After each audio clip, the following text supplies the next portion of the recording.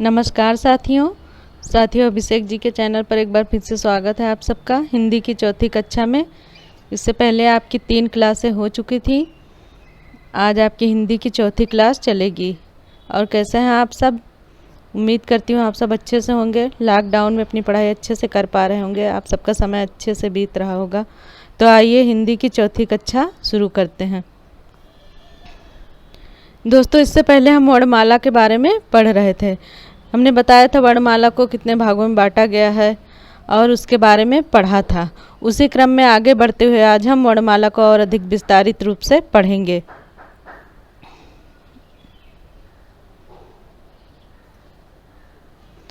आज हम लोग स्वरों के निर्माण के बारे में चर्चा करेंगे।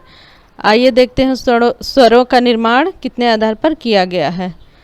पहला देखिए, जिह्वा की ऊंचाई के आधार पर, यानी जब हमारे मुंह से कोई स्वर निकलता है तो उसमें जिह्वा की ऊंचाई क्या रोल प्ले करती है, उसके बारे में देखेंगे। तो एक विव्रत बड़ा आ, कौन सा है? बड़ा आ। फिर अर्धविव्रत ए ओ, कौन सा? ए ओ। फिर अर्धसम्रत ए ओ, अर्धसम्रत ए ओ। फिर सम्रत, छोटी ई बड़ी ई छोटा ऊ बड़ा ऊ, यानी छोटी ई के बाद के 4 स्वर क्या हो जाएंगे? सम्रत। फिर दूसरे नंबर पे आता है जिह्वा की उत्पत्ति के आधार पर। जिह्वा की उत्पत्ति के आधार पर 3 भागों में बांटा गया है। अग्र स्वर, यानी जो आगे से उच्चारित होते हैं, केंद्रीय या मध्य स्वर और पश्च स्वर। अग्र स्वर कौन कौन से? आइए देख लेते हैं। छोटी ई बड़ी ई ए, ये चारों अग्र स्वर हो जाएंगे। फिर केंद्रीय या मध्य स्वर, केंद्रीय या मध्य स्वर एक ही है दोस्तों, छोटा आ, केवल अकेला एक ही है, छोटा आ। पश्च स्वर बड़ा आ, छोटा ऊ बड़ा ऊ ओ औ। कौन कौन से? बड़ा आ, छोटा ऊ बड़ा ऊ ओ औ, पश्च स्वर। फिर होठों की स्थिति के आधार पर, होठों की स्थिति के आधार पर 3 भागों में बांटा गया है। प्रसृत, सहज या आवर्तुल। पहला, इसमें कौन कौन से आएंगे? छोटी ई बड़ी ई ए। कौन कौन से? छोटी ई बड़ी ई ए। वर्तुल, छोटा ऊ बड़ा ऊ ओ औ। कौन कौन से? छोटा ऊ बड़ा ऊ ओ औ। फिर अर्धवर्तुल बड़ा आ, यानी कि जो विव्रत पे आ रहा वही अर्धवर्तुल पे बड़ा आ। इस तरह से रिलेट करके भी हम इसको दिमाग में रख सकते हैं। तो देखा आपने, जिह्वा की उत्पत्ति के आधार पर अग्र स्वर यानी जो आगे से उच्चारित होते हैं, केंद्रीय या मध्य स्वर यानी जो बीच भाग से उच्चारित होते हैं। जब हम लोग बोलते हैं तो ऐसा लगता है मध्य से निकल रहे हैं। फिर पश्च स्वर, जो पीछे से लगता है जिह्वा के पीछे से निकल रहे हैं। तो ये आ जाते हैं जिह्वा की उत्पत्ति के आधार पर। फिर देखते हैं स्वरों का उच्चारण स्थान, यानी उनका उच्चारण स्थान कैसे होता है। जब हम लोग बोलते हैं तो कैसे आवाज़ निकलती है। पहला कंठ स्वर, कंठ स्वर में कौन कौन सा? आ, यानी छोटा आ और बड़ा आ। बोलेंगे तो जैसे लगेगा कंठ से आवाज़ निकल रही, गले से। कंठ यानी कि गले से। बोल के देखिए आ, आपको खुद ही महसूस होगा कि कंठ से आवाज़ निकल रही है।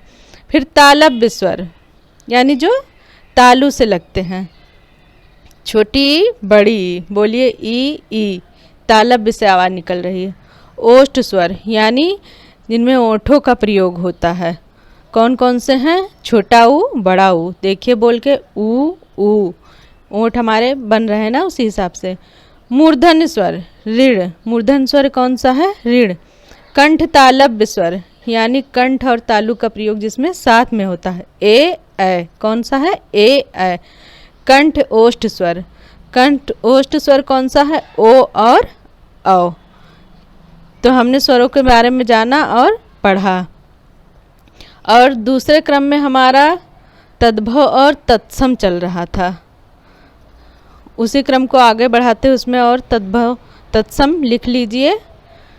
आपने आकाश और आकाश तक लिखा था इससे पहले। फिर अमोल और अमूल्य, अमोल का तत्सम क्या हो जाएगा साथियों? अमूल्य। और अनी का तत्सम क्या हो जाएगा? अड़ी।